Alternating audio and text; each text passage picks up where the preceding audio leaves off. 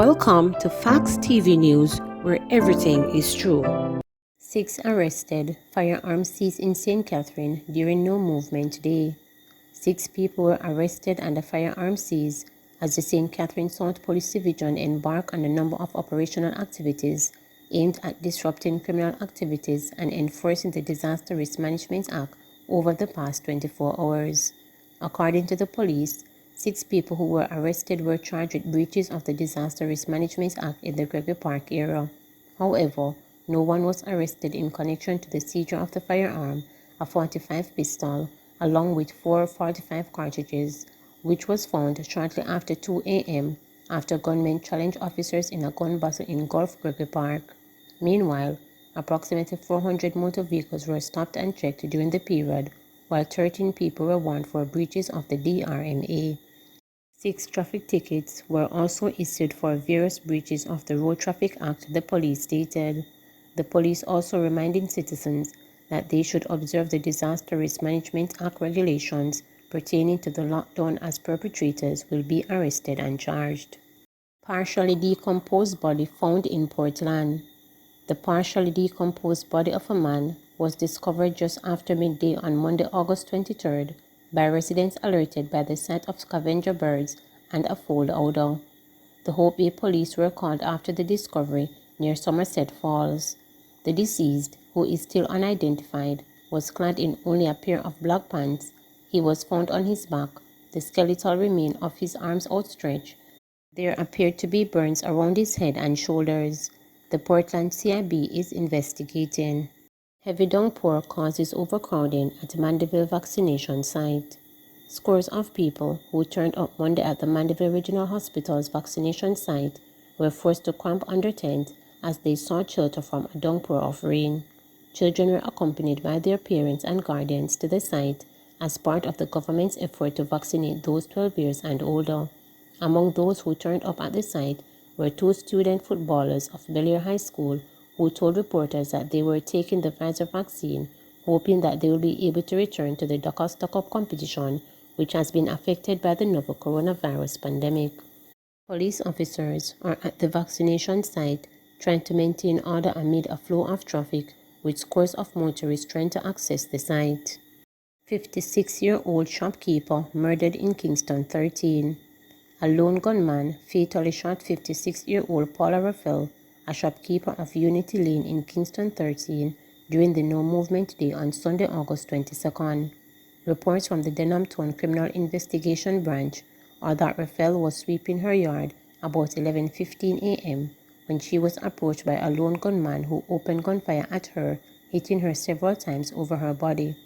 The culprit made good his escape in the community. Officers were alerted and Raphael transported to the hospital, where she was pronounced dead. A family member told reporters that Raphael planned to get baptized sometime this month.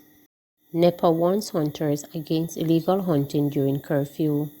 The National Environment and Planning Agency Nepal has warned game bird hunters to desist from hunting during curfew periods and on no movement days. The agency stated that they received several reports of illegal hunting during curfew hours on Saturday and Sunday. In response, the agency stated that it will be increasing its monitoring and enforcement activities. Hunters found in breach will be arrested and charged. They may be fined up to $100,000 and/or face 3 months in prison.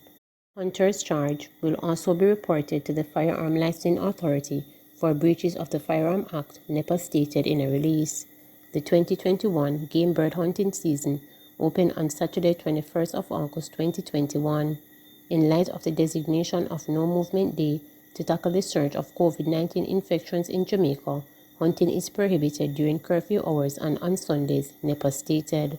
The public is encouraged to report all illegal hunting during the curfew hours or on Sundays to Nepal at 876-754-7540, toll-free weekdays 888-991-5005, 119 or the nearest police station.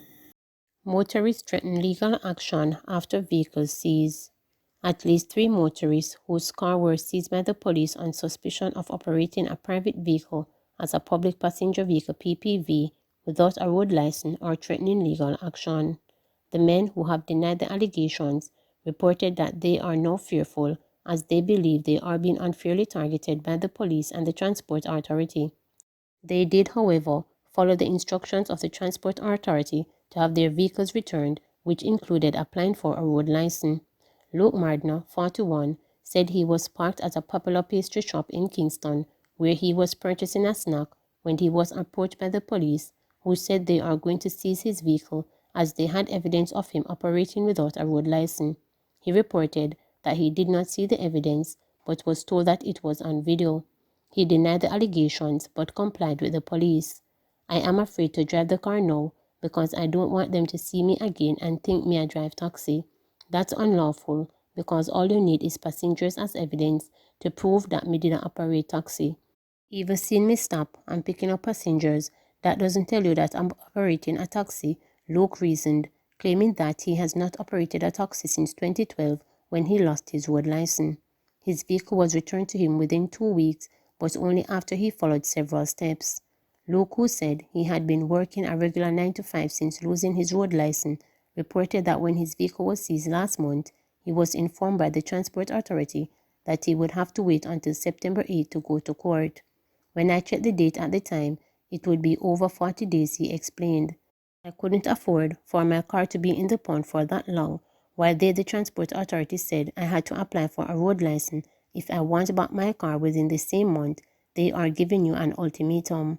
Luke explained that he was advised to get a letter from a taxi association, pay the fee to apply for a road license, take the documents to the Transport Authority, and then the police would release his vehicle. He said he paid approximately $40,000 in total before his vehicle was returned. That is unfair. After you pay the taxi association and the record fee, you have to go to the transport center upstairs in Halfway Tree for them to sign the release of your vehicle, and they do it on their own timing. Luke said, adding that he had to walk 8 miles from his home in Smoky Vale, St. Andrew, to get public transportation. Insisting that he had no intention of applying for another road license, the 41-year-old said he is looking to take his case to court. Me need back me money. Me want know where it stop. Me can't drive my vehicle in peace. But if you can't take it today, you can take it tomorrow and tell me the same thing. What kind of powers them have if I saw this go? It was not my intention to apply for no road license, which they are forcing you to do, either to apply for or you have to wait on court date, he added. Jerome Bowen and Sheldon Hutchinson, both 32-year-old, recounted similar experiences. Bowen, who stated he is an auto technician and farmer, reported that his car was parked legally when the police approached him. Me feel targeted by the police. Me car did just park our location, empty and lock up, and them just come and use brute force and lock up me car. Them no catch me in the act. Them come to me and say them have me on surveillance and I go seize my vehicle and take it for last month, he said. He is also fearful his car will again be seized. Me no feel safe because even though me I drive my car, me not trouble them work there. Them can see me car anywhere and tell me say them have me on surveillance same way. Me feel fearful right now, he said. Recounting a similar procedure to have his vehicle returned to him, Bowen said he too is looking at taking legal action against the government. Meanwhile, Hutchinson, whose vehicle was also seized last month, said he believed the authorities were forcing him to get a road license even though he doesn't want to operate a taxi. I said to Transport Authority, I don't want any road license because when I buy the vehicle, I came down here and I asked for a road license. And Uno say the vehicle is not eligible to get the road license, and I said okay. So now them are telling me say it changed and I can apply for it because I can get it back, he said, adding that he paid the fees for the car to be released, including the road license application fee. As with Madner and Bowen, Hutchinson paid almost $40,000 to get his vehicle back, as he too was given a September 8 court date in relation to the seizure of his 1996 Toyota Corolla, insisting that it is unfair. He is also looking to take the case to court. Despite repeated attempts, reporters were unable to get a comment from the Transport Authority. Attorney at law Michelle Thomas reported that these men might have a case if they were to take legal actions against the Transport Authority. However, she advised that those looking to take legal action shouldn't do so if they know that they were operating as illegal taxis. They have a case because if they were not running a taxi, they should not be targeted. If you don't see people actually with passengers and collecting fares, you can't infer that they are running taxis. How is it that they know that's a passenger? Suppose it's a family member. Them always say them have surveillance. But if you are caught dropping off a family member, how can you distinguish whether or not the person is a family member or indeed a passenger, she said. The attorney at law said, you cannot be charging people based on the fact that they're using their vehicle for public carriage of a passenger when they're not. So that would have been an improper use of their power. Please remember to subscribe, like, share, and click the notification bell for daily updates.